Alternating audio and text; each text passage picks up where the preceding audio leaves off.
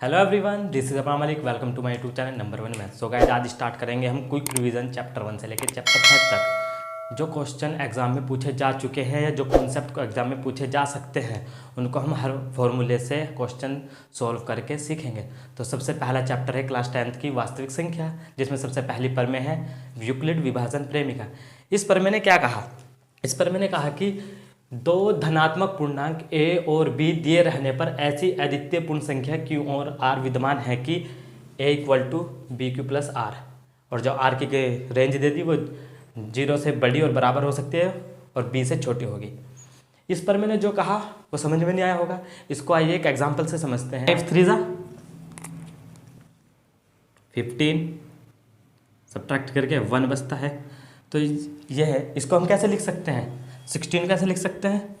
16 equal to 5 into 3 plus 1, यानी कि 16 equal to 5 into 3 plus 1। तो इसे ही इस पर मैंने इसको कहा, इसको a, इसको b कहा, इसको q कहा और इसको r कहा। तो इसको इसी अरेंज में पर मैंने यूज़ किया a equal to B Q plus r, a equal to B Q plus r. विभाजन एल्गोरिदम का यूज़ करके हम एचसीएफ निकालते हैं। एचसीएफ होता क्या है? एचसीएफ होता है हाईएस्ट कॉमन फैक्टर, और हिंदी में कहते हैं इसको महत्तम समापवर्तक, जिसको मैसा भी कहते हैं। अब हाई एचसीएफ जैसे फॉर एग्जांपल 12 और 18 का एचसीएफ निकालना, तो हमने पिछली क्लासों में खूब किया है। 12 के गुणनखंड कर लिया, 12 के गुणनखंड, तो 12 के गुणनखंड 2 से क्या 6, 2 3 6, 3 एकम 3, ऐसे 18 कर लिया, 2 9 18, 3 3 9, 3 एकम 3। अब इन फैक्टरों को लिख लिया। 12 के गुणनखंड क्या आए थे? 2 गुना 2 गुना 3, और 18 गुणनखंड 2 गुना 3 गुना 3। तो इनमें जो कॉमन है, ये ब्लू कलर में ये भी कॉमन है और ये कॉमन है, इनको एचसीएफ के रूप में लिख दिया। 2 इंटू 3 इक्वल टू 6, ये था एचसीएफ। एक मिठाई विक्रेता के पास 420 काजू की बर्फियाँ और 130 बादाम की बर्फियाँ हैं। वह इनकी ऐसी ढेरियाँ बनाना चाहती है कि प्रत्येक ढेरी में बर्फियों की संख्या एक समान रहे तथा ये ढेरियाँ बर्फी की परात में कम से कम जगह घेरे। इस काम के लिए प्रत्येक ढेरी में कितनी बर्फी रखी जा सकती है?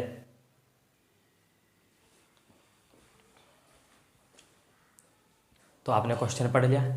क्वेश्चन पढ़ने के बाद आपको सोचना होगा कि क्वेश्चन की डिमांड क्या है। वैसे तो क्वेश्चन सीधा कह सकता है कि 420 और 130 का एचसीएफ निकालो, लेकिन उसने इस बात का कोई भी उसमें जिक्र नहीं किया। तो हमको समझना पड़ेगा कि क्वेश्चन की डिमांड क्या है। तो सीधा सीधा क्वेश्चन का सेंस जो बन रहा है वो कह रहा है कि एचसीएफ निकालो, और एचसीएफ निकालने के लिए जो सीधा सा एल्गोरिथम है यह है कि हमेशा जो इनमें से दोनों नंबरों में से सबसे बड़ी वैल्यू होगी उसको हमको बीच में रखना होगा ऐसे, और 130 को यहाँ रखना होगा। और ये हमने खूब किया। 130 3 में चले गया, 390 390 आ गया। फिर इसको सब्ट्रैक्ट करो, 0 में से 0 गई 0, 12 में से 9 गया 3। अब इस 30 को यहाँ पे रहने से इसको अब 130 को यहाँ लिख दो, ठीक है। 130 को यहाँ लिखने से अब जो शेषफल बचा इससे इसको डिवाइड करो, भाग दो। 30 तिया 30 चौक 120, कितना बचा? 10 10 बच गया। अब इस 10 के शेषफल को इस 30 को भाग दो, 10 तिया 30। ये काम हमें तब तक करना है जब तक नीचे शेषफल 0 ना आ जाए। और इस जब शेषफल 0 आ जाता है तो हमारा एचसीएफ कौन सा होता है? हमारा एचसीएफ ये है। एचसीएफ क्या है हमारा? ये। तो एचसीएफ ये है, तो हम लिख देंगे एचसीएफ इक्वल टू 10। लेकिन इसमें यूक्लिड विभाजन प्रेमिका का यूज़ कहाँ हुआ? इसका यूज़ अब यूक्लिड विभाजन प्रेमिका का यूज़ करते हैं। इस क्वेश्चन को इसको रफ कर रहा हूँ मैं, यूक्लिड विभाजन प्रेमिका का यूज़ करते हैं यहाँ पे।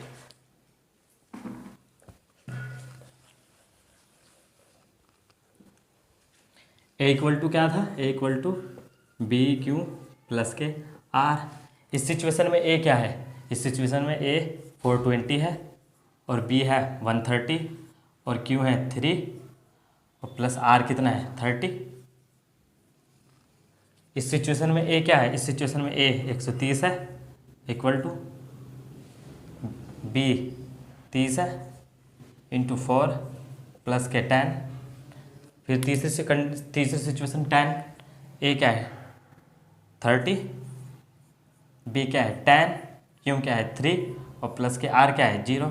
ये तब तक करना है जब यहाँ पर आर की वैल्यू 0 हो जाए 100, तब हमारा एचसीएफ क्या होता है ये। इसका मतलब उसको बर्फी की जो ढेरियाँ बनानी होगी वो 10-10 की ढेरी बनानी होगी। और एचसीएफ का कॉन्सेप्ट भी यही कहता है 10 एक अकेला ऐसा नंबर है सबसे बड़ा जिसके पहाड़े में दोनों नंबर आते हैं।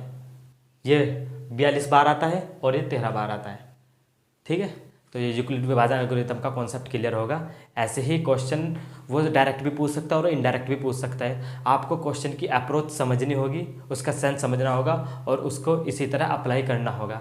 तो ये क्वेश्चन मैंने करा, हो सकता है इससे रिलेटेड कॉन्सेप्ट ये यूज होगा, क्वेश्चन डिफरेंट हो सकते हैं। एचसीएफ से रिलेटेड ऐसे भी क्वेश्चन आते हैं कि दो नंबर दे दिए हमें 336 और 54, इन दोनों का एचसीएफ हमें गिवन है 6 और एलसीएम निकालना है। इसके लिए एक छोटा सा फॉर्मूला है, हम करते हैं एचसीएफ ए कोमा बी का इंटू एलसीएम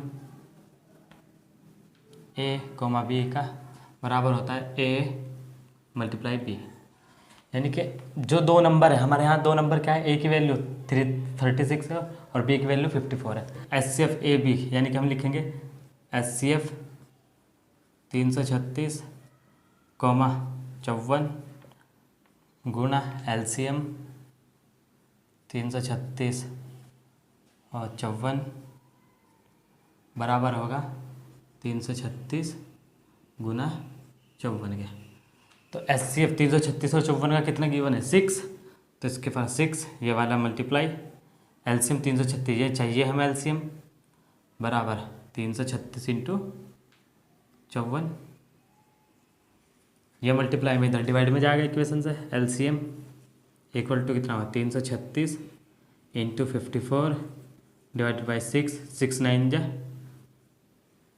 54 और 9 की मल्टीप्लाई करो इसमें। एलसीएम क्या होगा 9 चक्के 54 का 4 हासिल को 5, 9 3 27 और 5 32 का 2 हासिल को 3, 9 3 27 और 3 30, ये इसका एलसीएम होगा। तो एचसीएफ से रिलेटेड ऐसे भी क्वेश्चन आते हैं। नए कॉन्सेप्ट की तरफ चलते हैं। प्रमेय 1.3 है। प्रमेय 1.3 क्या कहती है, मान लीजिए m एक अभाज्य संख्या है, अभाज्य संख्या जिसके गुणनखंड में सिर्फ 1 हो और खुद हो वो, इसके अलावा उसका कोई और गुणनखंड नहीं होने का। एम पी स्क्वायर को विभाजित करता है तो एम पी को भी विभाजित करेगा।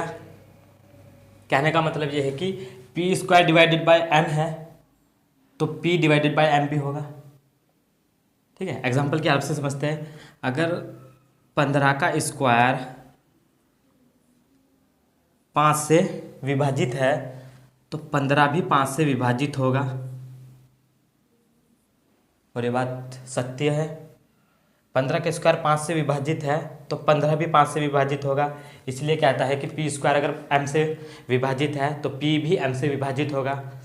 इस थ्योरम का यूज़ करके हम प्रूफ करेंगे कि √2 एक अपरिमेय संख्या है, √3 एक अपरिमेय संख्या है। इन क्वेश्चनों को सोल्व करने के लिए इस थ्योरम की हेल्प लेनी पड़ेगी। तो क्वेश्चन स्टार्ट कर। तो प्रमेय 1.4 है, √2 एक अपरिमेय संख्या है, इसको सिद्ध करना। ये विरोधाभास से होता है, यानी कि हमको उसका उल्टा मानना पड़ेगा। इसने कहा कि सिद्ध कीजिए कि √2 एक अपरिमेय संख्या है। अपरिमेय संख्या है तो हमको क्या मानना पड़ेगा, माना √2 एक परिमेय संख्या है। और परिमेय संख्या क्या होती है, ऐसी संख्या जिसको हम बटे की फॉर्म में लिख सकते हैं। जैसे कि परिमेय संख्या क्या होती है, जिसको हम p/q की फॉर्म में लिख दो, और p और q क्या होंगे, हाँ सहअभाज्य, सहअभाज्य और पूर्णांक हो गए हैं कि ये। ठीक है, सहअभाज्य का मतलब है जिसके उभयनिष्ठ गुणनखंड एक हो। P और Q का अगर HCF निकालोगे एक आएगा, जिसको उभयनिष्ठ गुणनखंड एक कह रहे हैं, और पूर्णांक होगी दोनों। तो ऐसे ही हमने क्या मान लिया, माना √2 एक अपरिमेय संख्या है, और √2 एक अपरिमेय संख्या है तो इसको लिख भी दो p/q की फॉर्म में, मान लिया। अब दोनों साइड वर्ग कर दो, दोनों और वर्ग करने पर क्या हुआ, √2 का स्क्वायर बराबर पी बाय क्यू का स्क्वायर। √2 क्या आ गया, ये हो गया 2 = P square by Q square. यहाँ से क्यू स्क्वायर की वैल्यू निकाल लो, Q square = P square by 2। अब जो थ्योरम सीखी थी वो अप्लाई करो। अगर पी स्क्वायर 2 से विभाजित है तो पी भी 2 से विभाजित होगा। पी स्क्वायर 2 से विभाजित है तो पी भी 2 से विभाजित होगा। पी भी 2 से विभाजित होगा, यानी कि p/2 नया अचर मान लो k1। तो p की वैल्यू क्या आ गई, यहाँ से p की वैल्यू आ गई p = 2k1। Equation number first इसको कह दो और इक्वेशन नंबर 2 इसको कह दो। p की वैल्यू कहाँ रख दो, समीकरण 2 का मान समीकरण 1 में रखने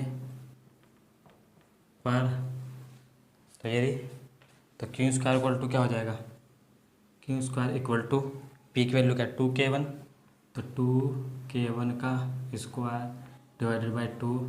यहाँ क्यू स्क्वायर की वैल्यू क्या आ जाएगी, 4k1 का स्क्वायर डिवाइड बाई 2 और क्यू स्क्वायर = क्या आ जाएगा, 2k1 स्क्वायर। इक्वेशन 3, यहाँ से k1 की वैल्यू निकालो, k1 स्क्वायर की वैल्यू क्या हो जाएगी, क्यू स्क्वायर बाय 2। अगर क्यू स्क्वायर 2 से विभाजित है तो क्यू भी 2 से विभाजित होगा। अगर क्यू स्क्वायर 2 से विभाजित है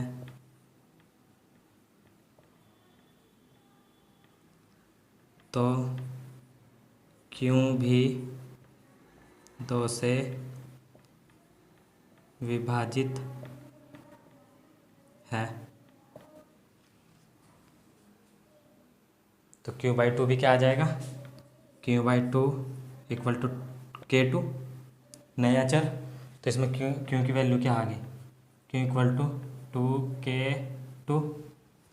ये इक्वेशन 3 दे दो। फॉर इक्वेशन 2 और इक्वेशन 4 को देखो,